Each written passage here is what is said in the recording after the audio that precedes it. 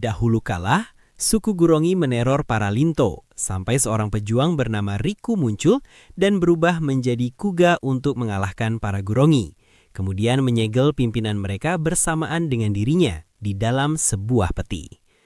Di tahun 2000, sekelompok penelitian sedang mempelajari temuan mereka membuka sebuah peti, yaitu makam dari Riku.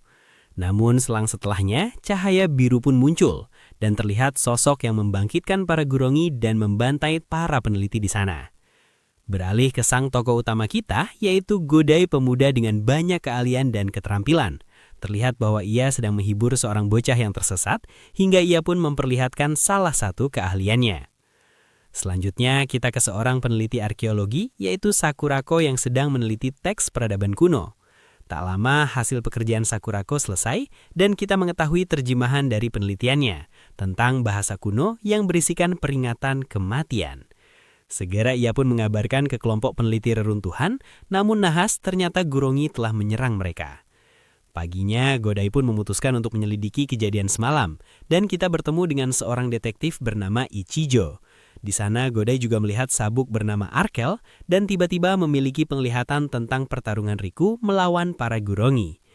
Setelahnya Godai memperkenalkan Sakurako pada Ichijo dan mereka pun dipercaya oleh kepolisian guna menyelidiki video pembantaian yang tersisa oleh tim peneliti di reruntuhan. Ichijo lalu mendapatkan panggilan tugas, sementara mereka pun diberikan Arkel untuk dipelajari. Di tempat lain, Gurongi laba-laba memulai penyerangannya, hingga monster itu tiba di kantor polisi.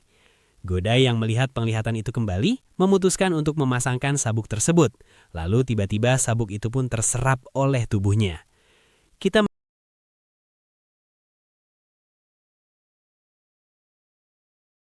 Kita melihat Godai yang berusaha melawan Gurongi tersebut, hingga tubuhnya perlahan berubah menjadi Kamen Rider Kuga yang dikenal dengan Growing Form, atau versi terlemahnya dari Kuga. Ketika melawan monster tersebut, mereka pun sampai ke helikopter yang berisikan Ichijo. Dan setelah pertarungan selesai, Godai pun mengancungkan jempolnya. Keesokan harinya, karena merasa mengenali gelagat dari sosok yang melindunginya, Ichijo pun menemui Godai untuk bertanya. Dan Godai pun mengaku bahwa ia sebenarnya adalah Kuga. Dan Ichijo mengatakan untuk menjauh dari masalah ini karena Godai hanyalah warga sipil biasa. Kita sekarang ke pemakaman seorang arkeologi dari reruntuhan. Dan di sana Godai melihat gadis yang menangis karena kehilangan ayahnya.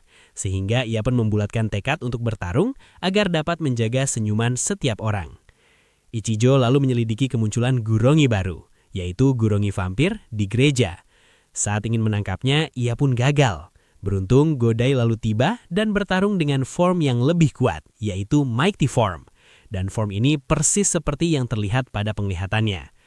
Pertarungan Godai dengan Gurongi vampir menjadi sulit karena kita kedatangan Gurongi laba-laba. Dengan bantuan Ichijo dan Gurongi vampir yang melarikan diri karena memiliki kelemahan terhadap cahaya, Godai pun dengan leluasa mengalahkan Gurongi laba-laba. Kita lalu diperkenalkan dengan Minori, adik perempuannya Godai, yaitu seorang guru di penyitipan anak, dan Godai pun sering berkunjung untuk menghibur anak-anak di sana. Di laboratorium, Ichijo telah menemukan bukti sel DNA Gurongi. Beralih pada rapat di kepolisian, mereka mengkonfirmasi bahwa saat ini telah ditemukan monster yang mereka sebut makhluk tak dikenal.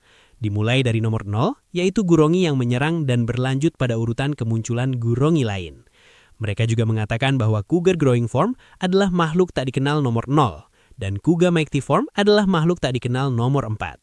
Dan mereka juga beranggapan bahwa Kuga adalah bagian dari Gurongi yang harus dimusnahkan. Namun, Ichijo mengatakan bahwa sebenarnya Kuga telah melindunginya. Sorenya, Ichijo tak sengaja menabrak wanita yang berbicara bahasa lain, dan hal itu membuatnya curiga. Ichijo lalu mengikutinya hingga tiba di sebuah tempat. Kemudian kita mendengar mereka berbicara bahasa Gurongi. Mereka seketika menyadari kehadiran dari Ichijo, dan beruntung Ichijo tidak jadi terbunuh dengan alasan mereka tak ingin membuang-buang waktu. Malam harinya, Gurongi lain kembali muncul. Seorang polisi ditugaskan untuk penyelidikan Gurongi. Saat itu, polisi menganggap Kuga sebagai ancaman dengan menyerangnya bersama Gurongi. Sempat menolong polisi di sana, ia membuat polisi tersebut percaya bahwa Kuga bukanlah target yang harus dimusnahkan. Dan kita melihat scene seperti sirkus.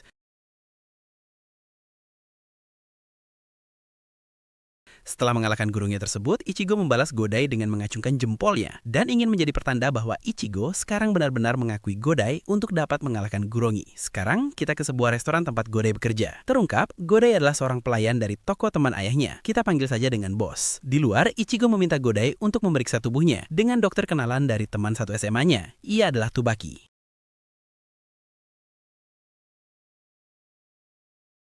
Kemudian, Tsubaki memberitahukan bahwa arkel dalam tubuhnya telah menyebar. Walaupun saat ini masih tidak terlalu berbahaya, namun apabila saraf dari arkel sampai ke otaknya, Godai akan menjadi senjata hidup, seperti halnya Gurongi. Di perkumpulan para Gurongi, terlihat mereka mengulai suatu permainan yang disebut dengan Gegeru. Permainan mereka sebenarnya memiliki motif atau pola yang telah disesuaikan, dan bila mana target pembunuhan mereka terpenuhi, mereka akan melawan pemimpin Gurongi, dan apabila mereka menang, mereka lah yang akan mendominasi dan menjadi Raja Gurongi selanjutnya. Gurongi baru lalu muncul, dan terlihat ia memiliki kemampuan melompat, dan untuk menyimbanginya, Sakurako memberitahu Godai arti dibalik tulisan peradaban kuno, dan Kuga pun menjabati form baru yang berwarna biru, yaitu Dragon Form, yang menyerang lawannya menggunakan tongkat. Di sini, peran Sakurako sangat penting sebagai penerjemah prasasti yang membuat Godai dapat memaksimalkan kekuatannya, seperti penggunaan tongkat sebelumnya.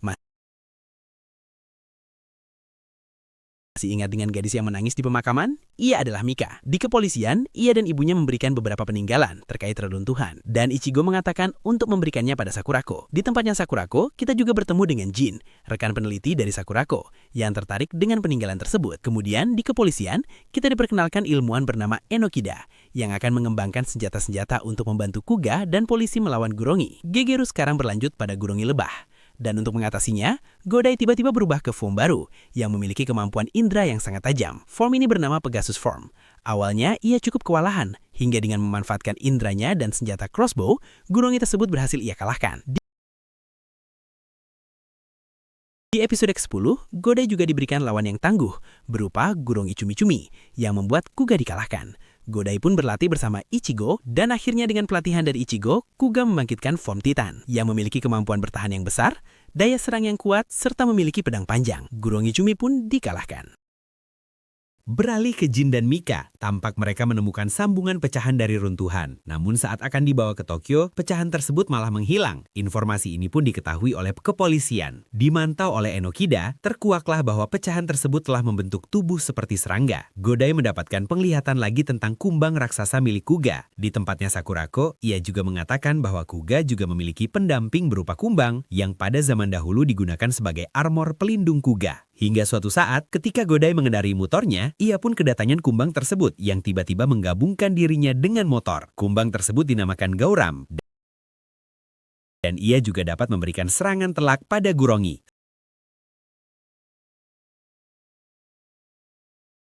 Setelah diteliti, Gauram sebenarnya juga memiliki sumber kekuatan, seperti halnya Godai pada sabuk arkel. Sumber tersebut dinamakan Amadam, dan uniknya, para Gurongi juga memiliki hal yang serupa di tubuhnya. Dan ini menandakan mungkin Kuga sebenarnya adalah bagian dari Gurongi. Suatu ketika, kita melihat Godai bertarung dengan Gurongi beracun, yang membuat ia terkena serangan racun olehnya. Godai pun dilarikan ke rumah sakit, namun jantungnya mulai tak berdetak. Tsubaki mencoba mengembalikan detak jantungnya dengan alat kejut, namun tak berhasil. Sementara itu, polisi yang mencoba mati-mati melawan Gurongi beracun malah gagal, dan banyak dari mereka yang berjatuhan. Pihak kepolisian juga mempertanyakan, di mana Kuga saat ini? Beberapa jam kemudian, Ichijo mendapatkan panggilan dari Tsubaki dan mengatakan ia tak dapat menyelamatkan Godai. Tsubaki juga memanggil teman-temannya, namun mereka percaya bahwa Godai akan kembali. Benar saja, kita kedatangan kesatria berarmor putih dan memenangkan pertarungannya melawan Gurongi beracun yang diakhiri dengan gaya yang cukup familiar bagi kita. Di episode berikutnya, Gurongi melanjutkan Gegeru, dan uniknya, di episode ini kita melihat Godai yang mengeluarkan percikan listrik dari tubuhnya. Setelah uji coba yang dibantu Enokida, sekarang Godai pun mengerti bahwa percikan listrik dari tubuhnya merupakan power-up yang dikatakan sebagai Rising Form, yang dapat dilihat pada garis emas di armornya, dan pada Titan Form membuat tubuhnya menjadi full ungu. Namun tak hanya pada Titan Form, Godai juga mendapatkan power up pada form-form lain, seperti pada Pegasus Form yang meningkatkan durasi penggunaan formnya dan daya serangan yang menjadi lebih kuat, Dragon Form yang membuat Godai menjadi lebih lincah, dan pada Mighty Form, kemampuan yang diberikan oleh kaki kanannya terbilang sangat besar hingga membuat area sekitarnya menjadi hancur, yang kemudian Sakurako berpikir bahwa kekuatan dari Rising Form sebenarnya adalah evolusi dari kekuatan listrik di masa sekarang karena ketidaksengajaan Tsubaki yang menggunakan alat pacu jantung. Oke, sebelum lebih jauh saya akan menjelaskan tentang Gurongi terlebih dahulu. Gurongi berasal dari peradaban kuno ribuan tahun yang lalu, mempunyai bahasa, budaya, dan karakteristik yang sangat berbeda dengan manusia. Di masa lalu, Riku sang Kuga di zaman tersebut berhasil menyegel ke 200 Gurongi bersama dengan dirinya. Hingga di masa depan, Dagufa membangkitkan para Gurongi. Gurongi terbagi menjadi 4 kelompok, yaitu Zu, Me, Go, dan Ra. Kelompok Zu, Me, dan Go adalah kumpulan Gurongi yang diperbolehkan untuk melakukan aksi Gegeru atau dalam bahasa Jepang artinya game, yang bertujuan untuk meningkatkan kekuatan dan kekuasaan Gurongi. Sementara itu, kelompok Ra berperan sebagai pengawas permainan. Selain Gurongi, ada juga suku lain yaitu Linto, yang menjadi cikal bakal manusia modern. Alih-alih suka kekerasan dan haus kekuasaan, Linto justru suku yang cinta damai. Suku inilah yang menyegel Gurongi di masa lalu. Lanjut. Di episode ini kita diberikan POV pada seorang korban dari Gurongi. Bagaimana rasanya seorang manusia tak berdaya yang tidak dapat berbuat apa-apa dijadikan sebagai korban pola pembunuhan Gurongi. Seperti yang telah kusebut di awal, pola pembunuhan Gurongi sebenarnya bisa dilacak seperti pembunuhan terstruktur yang terjadi pada setiap kelas yang ada pada SMA Midorikawa. Dan anak yang akan dibunuh mungkin sekarang akan jadi gila karena teror dari Gurongi, dan bahkan ada yang sampai bunuh diri. Mengetahui Gurongi yang serta-merta terhadap nyawa manusia dan telah membunuh ratusan manusia, Godai pun merasa marah dan menyesal karena ia tak dapat menyelamatkan orang-orang di luar sana. Hingga saat melawannya, kemarahan Godai pun menjadi tak terkendali. Dari sini kita diberitahukan bagaimana rasa putus asanya seorang pahlawan apabila ia tak dapat menyelamatkan semua orang. Dan di sini kita diberikan penglihatan tentang Kuga berwarna hitam. Setelah mengalahkan Gurongi tersebut, Godai hanya terdiam di dalam kesendiriannya. Di tempat lain, Ichijo lalu bertemu kembali dengan wanita Gurongi di awal episode yang kita sebut saja dengan makhluk tak dikenal nomor B1. Dan ia mengatakan bahwa Dagufa, yaitu pimpinan mereka, akan segera datang. Beberapa fakta sekarang telah mulai terungkap, seperti pihak kepolisian yang telah mengetahui siapa Kuga sebenarnya, dan makhluk tak dikenal nomor 0 adalah Dagufa. Kini Gurongi vampir telah bertambah kuat dan ingin segera menyelesaikan Gegeru agar ia dapat menjadi pimpinan Gurongi selanjutnya. Ia juga sempat membantai puluhan polisi dan membuat Godai keteteran olehnya karena kekuatannya saat ini sangat kuat. Namun karena ia membunuh tanpa aturan dari B1, maka ia pun dieksekusi oleh Dagufa. Kita sekarang diberikan informasi mengenai Dagufa sejauh ini. Dikatakan sebenarnya Dagufa telah membunuh Gurongi sebanyak 162 karena menganggap Gurongi yang ia bunuh terlalu lemah untuk mengikuti Gegeru. Menurut statistik, Dagufa telah membunuh 4 kali lebih banyak dari Gurongi yang dikalahkan Godai, yaitu hanya 40 Gurongi. Sebenarnya penjelasan terhadap Gegeru telah kujelaskan sebelumnya, namun ada peraturan yang harus dipenuhi oleh Gurongi, yaitu mengikuti pola yang diberikan B1. Dan jika kita melihat kasus Gurongi vampir, ia malah membunuh dengan membabi buta, yang mana ia mengabaikan pola yang diberikan dan hal itu membuatnya dieksekusi. Terkait kondisi tubuh Godai, Tsubaki kemudian mengatakan jikalau mereka tidak melakukan suatu hal, maka Kuga akan menjadi diliputi kegelapan dan kehilangan kontrolnya. Tetapi Godai mengatakan bahwa ia akan baik-baik saja. Mengetahui kekuatan dari Dagufa, Enokida pun membuat peluru khusus yang efektif untuk mengalahkan para Gurongi. Di episode ke-45, kita kedatangan Gurongi yang mampu mengalahkan Godai dengan mengubah benda menjadi senjata seperti halnya form-form Kuga. Dan dalam pertarungannya, Godai pun terluka dan dibawa ke rumah sakit. Tsubaki ragu menggunakan defibrillator karena saat itu Godai mengalami perubahan yang signifikan pada tubuhnya, seperti perubahan pada Rising Form. Namun bagaimanapun juga, ia tak memiliki pilihan lain karena permintaan dari Sakurako dan Godai sendiri untuk mengalahkan Gurongi yang ia lawan sekarang. Di lain tempat, polisi saat ini berhasil mengalahkan berkat peluru dari Enokida, dan Godai yang telah siuman sekarang mendapatkan form Amazing Mighty yang menggunakan kedua kakinya untuk melancarkan serangan dan mengakibatkan ledakan yang sangat besar hingga hampir mencapai kota. Sementara itu, kita melihat perbincangan dari dua Gurongi yang tersisa, dan kita kedatangan Dagufa.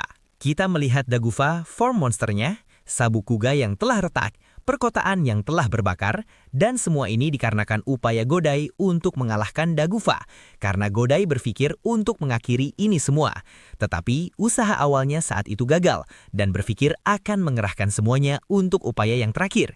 Sehingga ia pun menghabiskan momen-momen terakhirnya sembari mengucapkan perpisahan dengan teman-temannya. Di tempat lain kita melihat Ichijo yang bertemu dengan Biwan untuk menghadapinya, dan kali ini ia pun berhasil membunuhnya. Dan yang tersisa dari ini semua hanyalah Dagufa.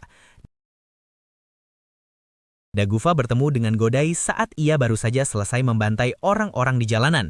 Ia pun mengajak Kuga untuk berduel hingga mati di sebuah gunung bersalju. Godai dan Ichijo lalu pergi ke gunung untuk menghadapinya. Ichijo juga meminta maaf karena telah membiarkan Godai menanggung semua beban selama ini. Namun Godai bersyukur karena ia telah bertemu Ichijo saat semua ini dimulai. Dan akhirnya kita melihat perubahan ultimate dari Kuga. Dan dimulailah pertarungan. Dagufa menyerang dengan mengeluarkan api hitam ke tubuh Kuga. Kuga pun membalasnya dengan api hitam juga. Pertarungan pun memuncak hingga membuat mereka saling menghancurkan Amadam mereka.